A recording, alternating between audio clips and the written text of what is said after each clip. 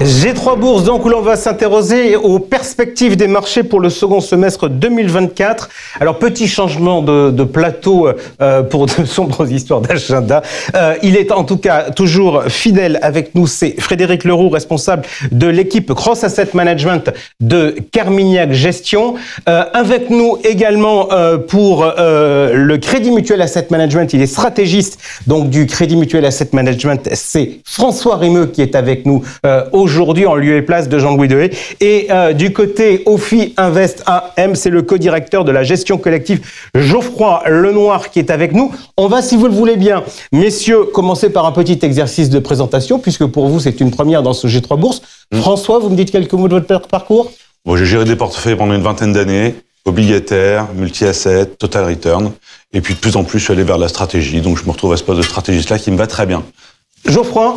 Un peu le même parcours, en commençant par le monétaire, l'obligataire, du multi-actif, et puis maintenant vers un poste de management des équipes de gestion d'OFI Invest. Frédéric, je ne vous pose pas la question de vous présenter parce qu'on vous retrouve dans toutes nos émissions. Une petite question quand même. Ça fait combien de temps que vous êtes chez Carmignac Gestion ? 28 ans. 28.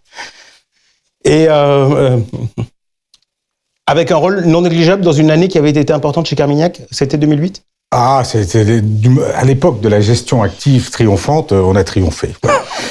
Ok. Et ce qui est intéressant, c'est qu'on retrouve un petit peu les ferments de ce genre de marché, et donc on espère bien en profiter dans les années qui viennent. On va commencer, si vous le voulez bien, par un petit chapitre politique, parce qu'il se passe plein de choses. France, États-Unis, Royaume-Uni. On va commencer, avec vous, Frédéric. On se posait des questions sur les élections européennes. A priori, le résultat, c'est qu'il n'y a pas de grand changement ? Non, on a vu sur un certain nombre de pays une droitisation du vote, mais pas d'effet, en tout cas pour l'instant, sur la structuration de l'Europe. Toujours les mêmes personnes aux mêmes places. Est-ce que ce sera de nature à changer à la faveur de l'élection française, notamment, peut-être allemande dans quelques mois ? On verra. Mais en tout cas, pour l'instant, effectivement, pas de changement au niveau de l'Europe elle-même, oui. Alors, on regarde tout de suite ce qui s'est passé sur l'élection française. On va être honnête, on a tous les résultats du premier tour. Vu l'heure actuelle, on n'a pas encore épluché toutes les dépôts de candidature en préfecture, puisque ça s'est terminé il y a de cela quelques minutes, c'était à 18h. Donc, on n'a pas exactement tous les détails de triangulaire, etc.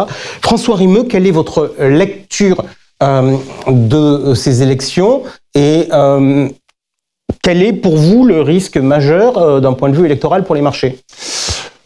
Bon, le risque, c'est qu'on ait un Parlement qu'on n'arrive pas vraiment, dans lequel on puisse pas décider une majorité claire, qu'on ait un scénario finalement qu'on n'a pas connu sous la Ve République, une difficulté à former un gouvernement. Et ça, c'est de l'incertitude. Donc c'est une période un peu inconnue quand même pour la politique française. Et donc, ça maintient une prime de risque un peu longue, un peu lente. Le risque à moyen terme, le vrai risque, c'est une confrontation avec l'Europe sur X sujets de la part du Rassemblement national, parce que la partie à gauche aujourd'hui a priori ne peut plus avoir la majorité absolue. Donc on a un risque de confrontation là-dessus, c'est le risque à moyen terme. Mais bon, ce risque-là aujourd'hui, il est encore très théorique pour les marchés, donc on va pas aller le presser demain. Geoffroy, quel est votre sentiment sur le sujet ? François évoque le risque d'une absence de majorité. Moi, ça me fait penser à nos amis belges qui ont quand même vécu des mois et des mois avec un gouvernement technique. Est-ce que finalement, c'est peut-être pas dans notre culture, mais est-ce que finalement c'est pas si mal que ça ? Vous en pensez quoi des risques sur cette élection présidentielle ? Disons qu'on l'a vu avec l'ouverture des marchés hier, lundi, avec notamment des marchés qui se sont un petit peu repris. On voit le CAC 40 qui avait rebondi en séance, et des spreads, les marges sur les taux allemands contre taux français à 10 ans qui sont un peu resserrés. Donc en fait, les résultats du premier tour, encore une fois, on va pas trop s'avancer sur le deuxième, mais les résultats du premier tour ont un peu diminué, on va dire, les risques d'avoir une majorité absolue, que ce soit par le nouveau Front populaire ou par le Rassemblement national. Et c'est vrai que sur ces deux risques étaient un petit peu, on va dire, pricé par le marché, ce qui fait que les spreads reviennent un petit peu, que le CAC revient un petit peu, et qu'on revient sur ce scénario un peu plus mou, on va dire, où on a plutôt un scénario où il n'y a pas vraiment de majorité absolue, ou alors avec des alliances ou des coalitions, et on a plutôt ce scénario où on peut peut-être avoir une formation d'une coalition, mais qui risque de prendre du temps. C'est vrai que là, on risque de se retrouver dans une situation assez compliquée en France pendant quelques temps. On va voir les résultats du deuxième tour. Mais c'est vrai que ce qui va être important pour les marchés, c'est de scruter qu'est-ce que sera en mesure d'effectuer ce gouvernement. Quel va être le budget 2025 ? Parce que c'est ça aussi, faut regarder concrètement qu'est-ce que ça va donner en termes de loi des finances. Et c'est ça que va anticiper le marché. Et notamment, derrière, on a vu les risques sur la notation de la France. Est-ce qu'il ne va pas y avoir une dégradation de la note française d'ici la fin de l'année ? C'est des choses à suivre pour les marchés financiers. Je me suis auto-grondé tout à l'heure dans le lancement de cette émission, puisque le mois dernier, je n'avais pas évoqué l'hypothèse de la dissolution de l'Assemblée nationale après les élections européennes. Donc, je vais creuser les scénarios extrêmes. Est-ce que, Frédéric Leroux, le vrai risque pour le marché français, c'est pas l'élection législative, ça serait que, dans un éclair de génie politique, le président de la République démissionne? Ben si, ça sera un petit peu la continuité de ce qui était exprimé par François, à savoir une cohabitation avec un Premier ministre qui n'est pas le représentant d'une majorité claire. On ne connaît pas. Si ça conduit à une situation complètement ingérable, il est probable que le président décide de cela, donc d'une démission, compte tenu de la façon dont il a suivi les résultats de l'élection européenne. On peut considérer que c'est une possibilité. Et on a cru comprendre, lorsque les marchés ont cru que cette démission arriverait dans la foulée de l'élection législative, on a cru comprendre que c'était la crainte des marchés, puisque c'est là qu'ils ont le plus stressé apparemment. Bon, je pense pas que ce soit un base case, comme on dit, un cas de base, mais c'est une possibilité à regarder forcément. Ok, on a tous entendu, quand on a écouté les experts ces derniers jours, de voir les différents scénarios qui existaient, le scénario à la Liz Truss, le scénario à la Giorgia Meloni. Le fait de parler de Liz Truss m'amène à venir vers vous, François Rimeux, pour vous poser une question. Il y a prochainement des élections au Royaume-Uni. Est-ce qu'il faut s'inquiéter des résultats ? Normalement, non. Normalement, tous les sondages sont dans le même sens. Victoire des travailleurs de manière assez facile, assez nette. Et normalement, un budget qui sera à peu près normal.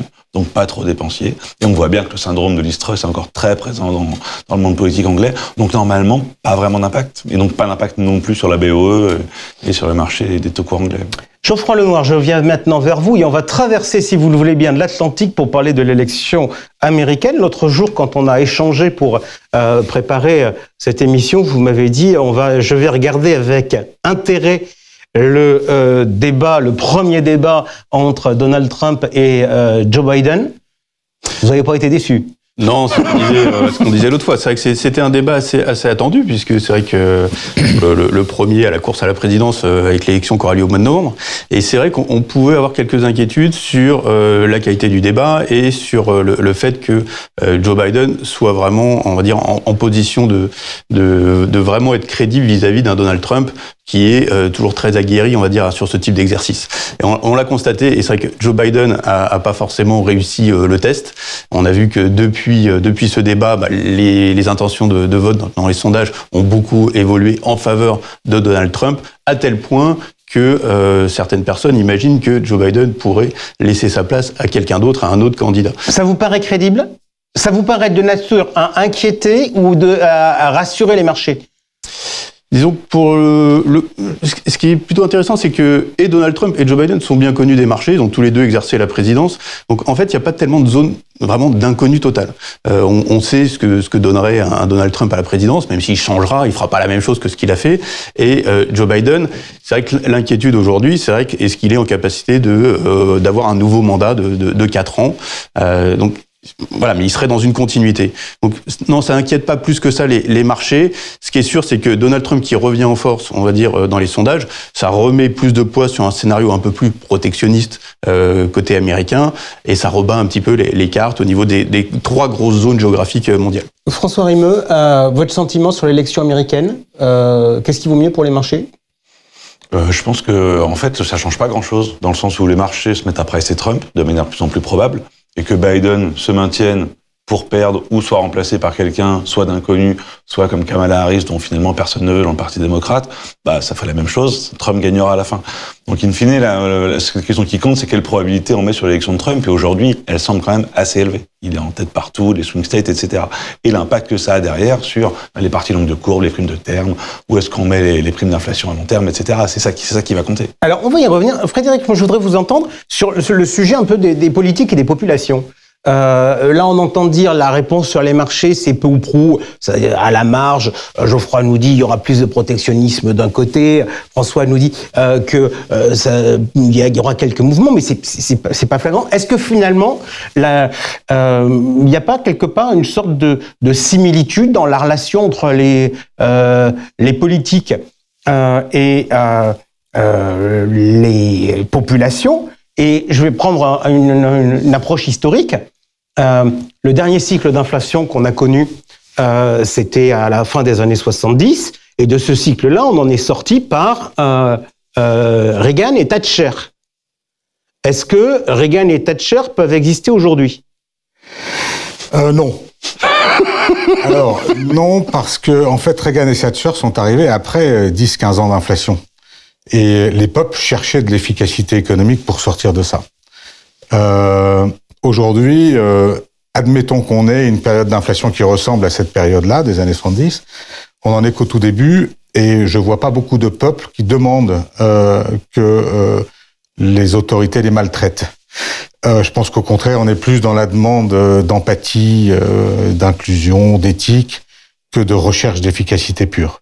Et donc, tant qu'on n'aura pas atteint un niveau de ras-le-bol insupportable lié à l'inflation ou à l'inefficacité économique, on ne demandera pas, on n'élira pas des gens qui seront là pour nous faire souffrir. Geoffroy Lemoine, est-ce que ça, pour vous, vous dites qu'il y a un changement important dans ce qu'on appelle le policy mix entre les budgets de l'État, les politiques monétaires, etc. Est-ce qu'aujourd'hui, ce sont les États qui ont désormais la main, notamment de par leur politique budgétaire ? Oui, alors ça c'est une vaste question parce que il faut regarder zone par zone. Et si on regarde les trajectoires budgétaires, c'est vrai qu'elles sont pas forcément très bonnes si on regarde la France, si on regarde les États-Unis même. Ça peut être un point d'attention des marchés, justement en fin d'année avec le nouveau président qui sera élu. Si on regarde les trajectoires, c'est vrai qu'on a le déficit et la dette des États-Unis qui sont dans des trajectoires quand même assez inquiétantes. Et il faut vraiment faire attention à ça. L'État américain va devoir se refinancer très largement. Et si on regarde plus en détail, notamment à travers des émissions très courtes, ce qui n'est pas forcément un signe de solidité. En France, c'est pareil. C'est vrai qu'on a une trajectoire de dette et de déficit qui n'est pas forcément la meilleure. Et en fonction du gouvernement qui sera nommé dans les prochains mois, est-ce qu'il faudra bien regarder, est-ce que ces trajectoires vont diverger encore un peu plus. Donc c'est vrai que le poids des politiques budgétaires est assez limité aux États-Unis et en Europe, et c'est vrai qu'il faut compter encore une fois sur les politiques monétaires, sur les banques centrales. Et la bonne nouvelle, c'est que on est plutôt engagé dans un cycle de baisse de taux. On va revenir là-dessus plus tard. On n'est peut-être pas tous d'accord autour de la table, mais c'est vrai qu'on a déjà eu une baisse de taux de la Banque centrale européenne. La logique serait qu'on en ait encore d'autres à suivre. Donc, c'est plutôt ce côté politique monétaire qui est encore le plus présent par rapport aux politiques budgétaires. Alors, vous me répondez ça, François. Moi, je vais vous interroger sur les politiques budgétaires et notamment sur l'ampleur des déficits, les montants à financer et le rôle des agences de notation. On a vu que la France a été dégradée par Standard & Poor's, peu ou prou, sans effet sur les spreads, à la différence de ce qui s'est passé au moment de l'élection. Est-ce que, pour vous, l'ampleur de ces déficits est problématique ? En France, oui, elle est problématique. Elle est problématique, et en fonction de ce qui se passera lors des élections et du gouvernement qu'on aura, on aura ou pas une confrontation avec l'Union européenne, potentiellement le FMI à un moment, etc. Ça peut arriver. Donc oui, elle est problématique dans le cas de la France. Le cas américain est évidemment très spécial. Quoi que fassent les agences de notation sur les États-Unis, c'est pas un sujet en fait. Les États-Unis sont par nature l'actif sans risque par défaut, et ils jouissent d'une position qui fait qu'ils peuvent s'endetter jusqu'à peut-être une limite à un moment donné, mais ce qu'on ne la connaît pas aujourd'hui. Donc je pense que les situations sont très incomparables. Mais en France, oui, ça peut devenir un sujet, l'endettement, bien sûr. Ok. On attaque maintenant, Geoffroy me tendait une perche il y a de cela quelques instants, on attaque aujourd'hui vos anticipations sur les décisions des banques centrales. Donc, on rappelle, à date, depuis le début de l'année, la Fed n'a pas bougé et la BCE a baissé une fois au mois de juin, 25 points de base. Je commence avec vous, Frédéric, avec une provoque. Parce que comme vous aimez bien provoquer et que j'aime bien, la dernière fois sur le plateau, quand on avait posé la question des anticipations des banques centrales, et on voyait beaucoup de baisses des taux durant l'année 2024, vous aviez répondu à ma question combien y aura-t-il de baisses de taux? Vous m'avez répondu trop. On en conclut quoi? Que les banquiers centraux vous ont écouté et qui se sont calmés? Non, pour l'instant, on n'a pas fait trop. C'est le moins qu'on puisse dire. Moi, ce qui est intéressant dans tout ce questionnement qu'on a toujours à l'égard de que vont faire les banquiers centraux, je pense que les banquiers centraux sont de moins en moins dans la croyance que ce sont eux qui décident du niveau des taux. Je crois qu'ils comprennent progressivement que c'est l'inflation qui décide. Et ça, ils avaient oublié pendant 15 ans. C'est pour ça que ça prend du temps. Et là maintenant, à chaque fois qu'on a une déception, on attendait 7 baisses de taux, pour l'instant on en a 0, on en aura peut-être 1 ou 2, on verra. Pourquoi on en a 0? C'est parce que l'inflation a surpris par sa résilience. Et la croissance aussi. L'une amenant l'autre et l'autre l'une. Et voilà, donc les banquiers centraux, de se dire qu'est-ce qu'ils vont faire, en fait, il faut qu'on se pose la question, que va faire l'inflation? Et là on répondra mieux à nos questions qu'en posant la question aux banquiers centraux.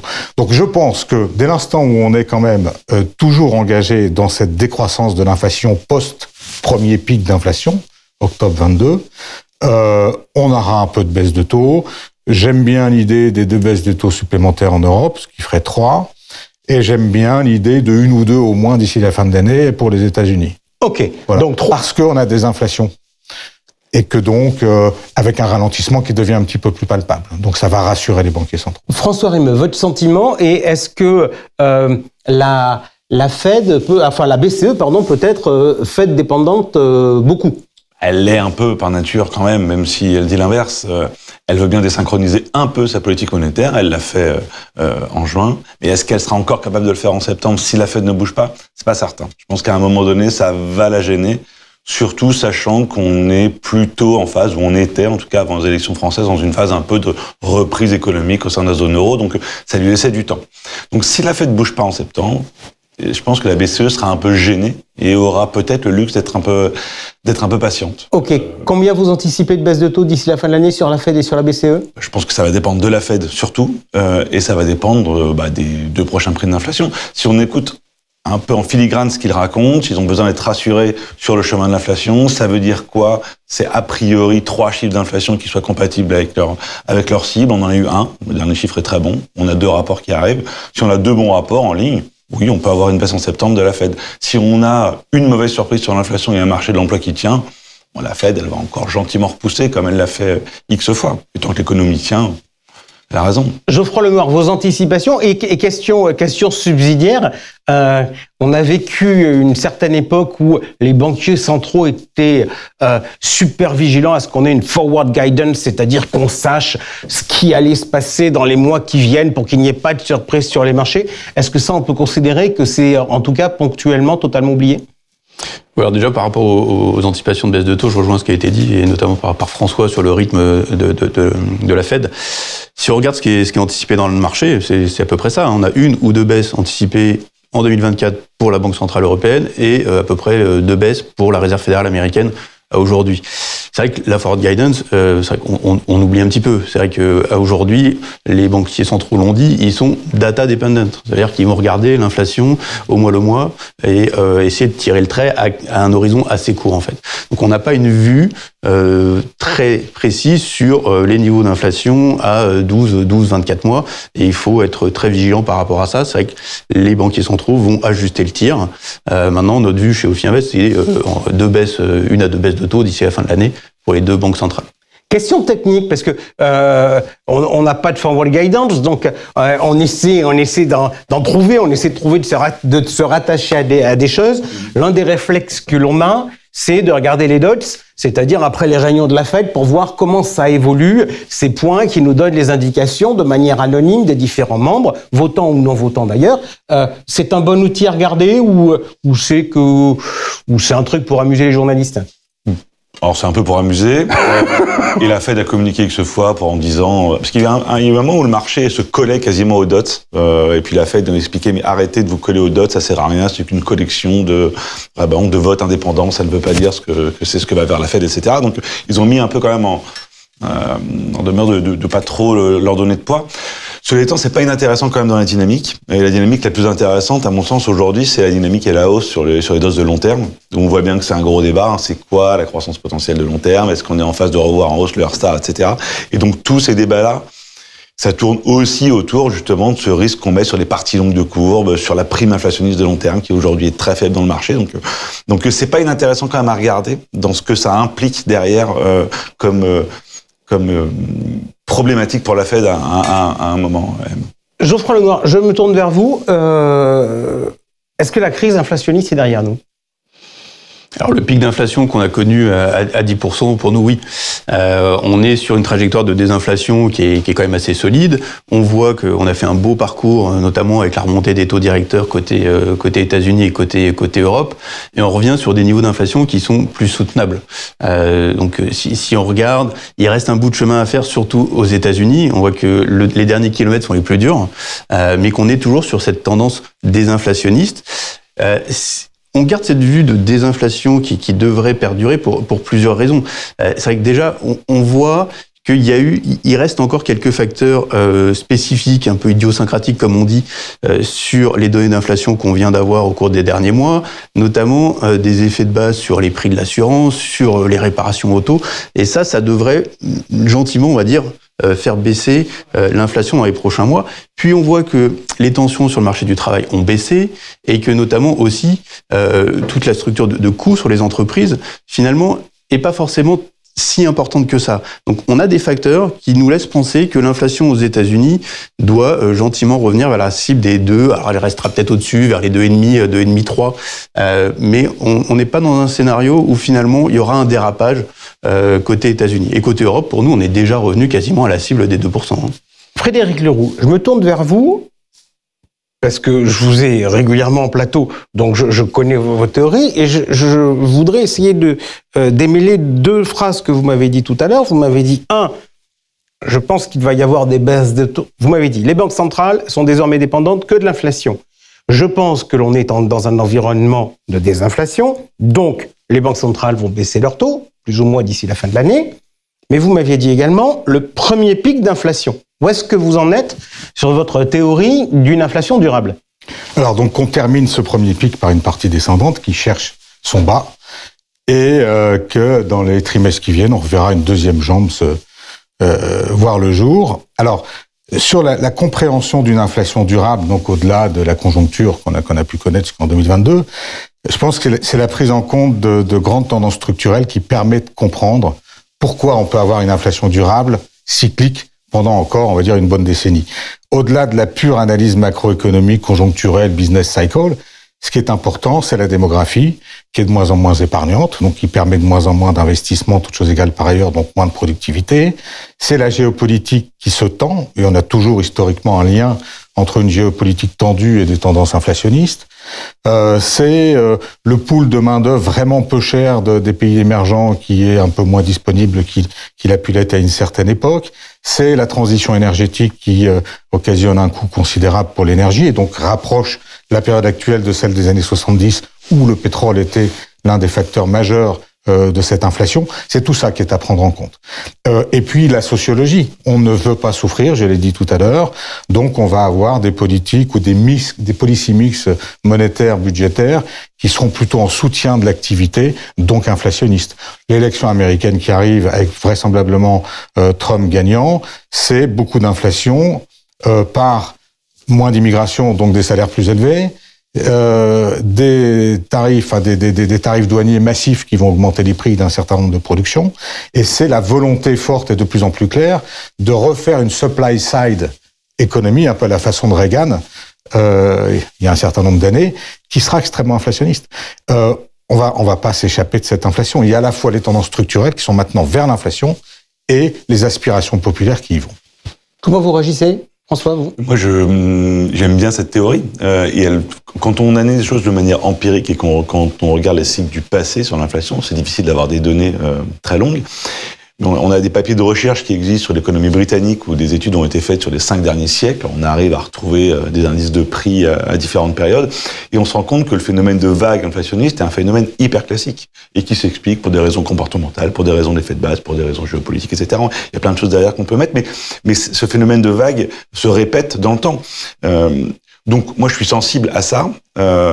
Effectivement, je pense qu'aujourd'hui, c'est un risque qui est assez largement sous-évalué par le marché, ce risque d'inflation. On voit bien que les swaps d'inflation de long terme, aujourd'hui, sont quasiment sur le même niveau de là où ils étaient en 2013-2014 aux États-Unis, quasiment la même chose en zone euro. Donc, on ne voit pas grand-chose là-dessus et on ne voit rien sur les primes de terme, sur les parties longues de courbe. Pour moi, c'est la partie du marché qui soutient tout le reste, en fait. Pardon, est-ce que le problème des anticipations des marchés, c'est pas que les marchés, ils ont vraiment une mémoire de que dalle, quoi?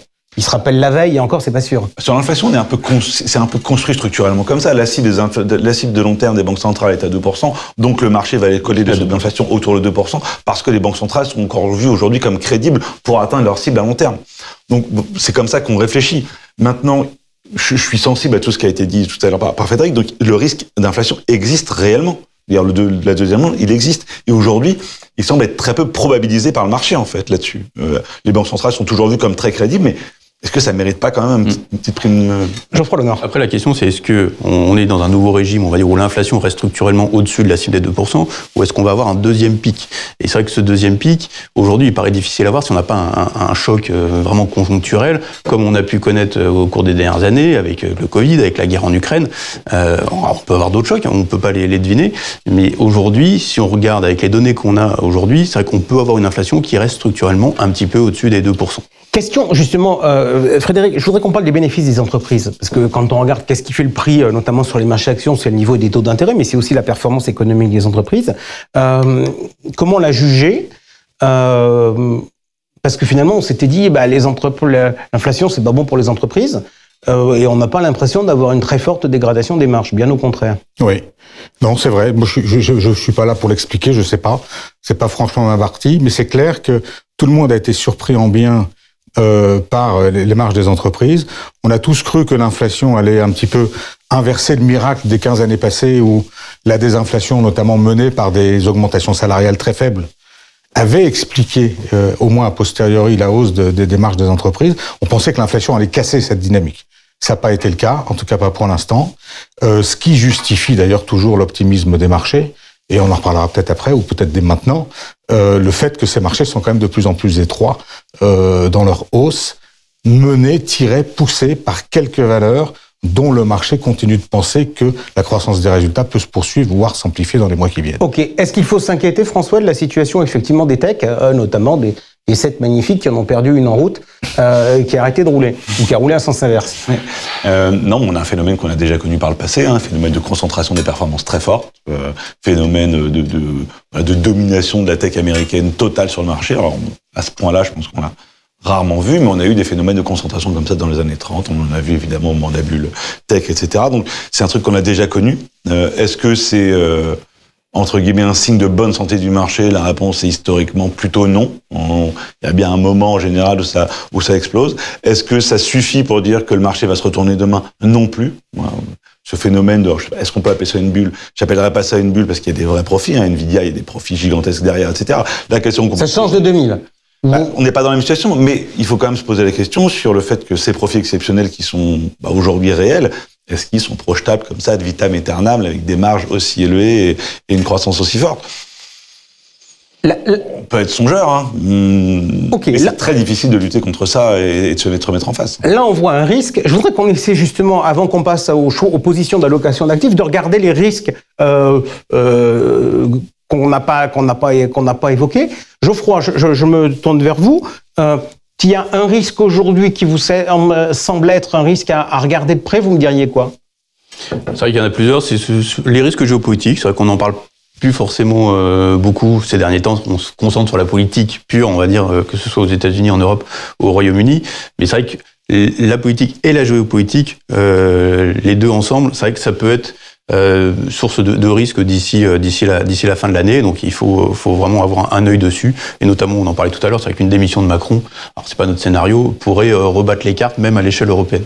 Ok, risque géopolitique à regarder. Frédéric Leroux, quel est le risque que vous auriez envie de regarder de près? Il y a le risque structurel de redémarrage inflationniste avec son impact sur les taux d'intérêt et donc notamment sur toutes ces valorisations hyper tendues des Magnificent Seven et d'un petit peu plus. Ce sont ces valeurs de croissance avec des valorisations très élevées qui souffriront le plus de la hausse des taux, de la même façon que ça s'est passé en 2022 ou dans les années 70. Les entreprises continuent à gagner beaucoup d'argent, mais leur valorisation était tellement élevée que l'effet de la hausse des taux sur les profits futurs, enfin la valorisation des profits futurs était plus important que la capacité des entreprises à gagner de l'argent. Et un risque plus conjoncturel qui est celui, je pense, donc d'un retournement de la politique monétaire japonaise. On sait très bien que les taux bas japonais ont nourri la spéculation sur beaucoup d'autres marchés, un gros yen carry trade. Je pense que ce serait un événement de liquidité en plus de certains autres plus techniques qui empêcheront probablement les actifs risqués de continuer à bien performer. Et vous trouvez la BOJ pas bonne en forward guidance? Parce que j'ai un peu le sentiment qu'ils sont quand même assez vigilants dans leur communication. Ils sont coincés par l'évolution de l'inflation. Eux aussi, ils découvrent que c'est l'inflation qui décide dans les deux sens. Ils sont aussi très coincés avec une politique qui consiste à affaiblir le yen en espérant que ça aidera un petit peu l'économie, notamment par les exportations. Et en fait, c'est pas le cas. Ça augmente une inflation qui ne permet pas à la hausse des salaires qu'on a enfin observée au Japon de donner du pouvoir d'achat aux ménages. Donc c'est une impasse économique. Il faut qu'ils reviennent complètement sur leur modèle qu'ils suivent depuis des années, accepter un yen fort, des taux plus élevés et se rendre compte à ce moment-là, je pense, qu'ils ont acquis au fil des années une compétitivité extraordinaire que n'empêchera pas de se matérialiser la hausse du yen et la hausse des taux. Ok. François Rimeux, le risque que vous avez envie de monitorer? Moi, ce qui m'effraie sont les parties longues de courbe américaines, parce que je pense que, en fait, c'est elles qui tiennent un peu tout l'équilibre du marché aujourd'hui. Si on voit un spike sur les parties longues de courbe de taux, moi, je pense que tout le monde souffrira. Et donc, qu'est-ce qui peut amener ça et que le marché n'anticipe pas? Potentiellement, ce sont les matières premières en général. Les mouvements sur le pétrole sont assez bien corrélés avec les niveaux de taux. Et aujourd'hui, il y a un consensus assez mou, disons, que sur le pétrole, il va pas se passer grand-chose. Donc ça rejoint un peu le côté géopolitique. En général, il y a un lien. Mais est-ce que on pourrait être aussi tranquille que ça sur le marché du pétrole? Aujourd'hui, on voit pas de signe, mais on sait jamais. Avec un dérapage des parties longues de courbe derrière, qui pourrait être très compliqué à gérer. Ok, ça fait un peu plus d'une demi-heure qu'on est ensemble, donc on va traiter maintenant la partie allocation d'actifs de manière très rapide, mais très précise aussi. Je vais vous poser des questions. Je vais vous demander de répondre en deux mots, juste pour donner le sentiment. Première question, on voit bien les difficultés actuellement européennes, difficultés économiques avec une croissance qui est molle, même si elle redémarre un tout petit peu, difficultés politiques en Europe, notamment avec la situation française. Est-ce que sur le second semestre 2024, il faut prendre ces distances par rapport à l'Europe? Oui, plutôt oui, non, plutôt non. François, comme vous me regardez, c'est vous qui avez la parole le premier. À court terme, plutôt oui. J'imagine mal les flux à destination de l'Europe accélérer alors qu'on est en pleine incertitude politique européenne et française. Donc, le léger mieux qu'il y avait, je pense qu'il va être en mode pause. Donc, à court terme, plutôt oui. À moyen terme, pas forcément. Frédéric Leroux. Je vais te dire la même chose. Ok, parfait. Geoffroy Lenoir. Même constat, c'est avec le risque politique à court terme qui favorise plutôt les États-Unis que l'Europe, mais sur la fin d'année, on voit plutôt une reprise côté Europe vis-à-vis des États-Unis. Ok, parfait. Maintenant, deuxième question, je vais vous demander là encore des réponses simples. Sur le second semestre 2024, dans un portefeuille diversifié, faut-il être plutôt action ou plutôt taux? Geoffroy. On n'a pas changé de vue depuis le début de l'année, on est neutre action et on est plutôt long sur la partie obligataire, et sur la partie obligataire, on préfère le haut rendement. Alors, on y reviendra après, donc plutôt taux que action. Ouais, je dirais plutôt gestion active dynamique, fondée sur les marchés d'actions, j'expose, je désexpose. C'est là qu'est la valeur, voilà. François Rimeux. Des taux courts, pas longs, parce qu'on ne sait jamais. Voilà. Et sur les actions, ça va énormément dépendre des parties longues de courbe. Donc moi, je suis très stressé des parties longues de courbe. Je reviens vers vous, Geoffroy, sur la partie obligataire, souverain, corporate ou high yield, et long. On rappelait tout à l'heure votre passé de gérant monétaire pendant des années. Pardon, mais on sait tous que le monétaire, ça a très bien marché pendant une période, et puis après, on ne considérait même plus que c'était une classe d'actifs. Aujourd'hui, le monétaire est redevenu une classe d'actifs ? Ah oui, bien sûr, le monétaire est le vent en poupe. On a des taux monétaires qui sont indexés sur les taux de la Banque Centrale Européenne, sur le taux de dépôt. On était à 4% depuis plusieurs mois, on est passé à 3,75. Et c'est vrai qu'on doit avoir finalement des taux monétaires, des fonds monétaires qui ont une performance pas très loin des 4% sur l'ensemble de l'année 2024. Donc ça reste intéressant. C'est un produit d'attente, bien évidemment. Et on est quand même rémunéré sur des taux intéressants. Après, sur la partie obligataire, là, on est déjà à 2% depuis le début de l'année sur le monétaire. Si on regarde, parce que c'est à la fin du semestre, on peut faire la photo de milieu d'année, sur les taux obligataires, on a une performance qui est négative de l'ordre de 1,5% depuis le début de l'année, 1,5-2% sur les indices européens en particulier. Sur la partie crédit de bonne qualité, on est légèrement positif, 0,5, 0,6. Et par contre, sur le crédit haut rendement, on a des performances qui avoisinent les 3% déjà depuis le début de l'année. Et c'est vrai qu'on pense que cette tendance devrait se poursuivre jusqu'à la fin de l'année, donc toujours profiter du fameux portage, les niveaux de taux élevés sur la partie haut rendement, en évitant les dossiers qui sont un peu stressés, bien évidemment. Même idée. Si on veut aller sur le corporate, il faut prendre un petit peu de risque et donc aller chercher du rendement. On peut y aller parce que compte tenu de tout ce qu'on a pu dire, on va éviter à tout prix une récession qui serait le pire ennemi de cette classe d'actifs. Et donc, partant de là, au contraire, profitons du portage. Ouais, le portage, c'est super. Donc, on est dans un... Mais donc, moi, je vous ai quand même entendu sur plutôt court. Moi, de toute façon, quand on regarde la duration moyenne d'un portefeuille high yield, il est en général plus court que l'investment grade. Donc, on va aller prendre une sensi de, 4, 5 autour sur du high yield, 3, 4, 5. Et c'est assez court. Plutôt que d'aller prendre de la duration longue, oui, je préfère ça. Les sociétés sont une forme financière qui est bonne. Oui, elles ont pu se refinancer depuis le début de l'année assez largement, donc les risques ont baissé sur cette classe d'actifs. Ok, on en passe donc du côté des actions, plutôt growth ou plutôt value, Frédéric Leroux? Alors, barbell, c'est-à-dire que on a fait les performances depuis fin 2022 sur les valeurs de croissance, notamment ces belles valeurs de techno américaines. Si on croit comme moi qu'à un moment ou un autre, la hausse des taux redémarre à la faveur d'une deuxième vague d'inflation, il faut au contraire réduire un petit peu ce poids-là et donc déjà se prépositionner vers des choses qui profiteront d'un environnement plus favorable à la value. Donc ça veut dire aller peut-être un peu moins aux États-Unis, un peu plus en Europe, un peu plus au Japon, un peu plus en Asie globalement, chercher de la cyclicité économique et de la sous-valorisation. En Europe, on a tout ce qu'il faut en sous-valorisation. Il en reste encore au Japon malgré son très beau parcours. Voilà, donc plutôt value, plutôt moins d'US et plus de reste du monde, notamment pour mieux naviguer dans un univers de taux qui remonterait. Moi, je suis assez en accord avec ça, mais sans doute pas à court terme, parce que je pense qu'à court terme, ce sont les flux politiques qui vont compter plus qu'autre chose. Mais je suis pas du tout en désaccord avec ce qui a été dit sur toute la fin d'année. Effectivement, la partie la plus chère, c'est la partie tech, donc c'est la partie grosse, donc c'est tout ça, c'est le même trade en fait, c'est la même chose. Et effectivement, dans un cas de tension obligataire, c'est la partie qui va le plus souffrir, c'est la partie qui est là. Donc, elle est compliquée à imaginer à long terme, mais malheureusement malheureusement ou heureusement, dans les quelques mois qui viennent, c'est sans doute là où encore les flux vont se diriger, parce que l'Europe n'est pas vraiment une alternative aujourd'hui, sans doute. Geoffroy Lenoir, votre sentiment, growth ou value, et quel pays plutôt? Voilà, encore une fois, on va pas forcément mettre tous les œufs dans le même panier, on va pas être très... Non, mais plutôt. Value, mais à la marge, on va dire qu'on va être un peu value. C'est toujours le biais du gérant action aussi, c'est d'aller chercher les valeurs... Je sens Eric Turgeman qui sort de ce corps.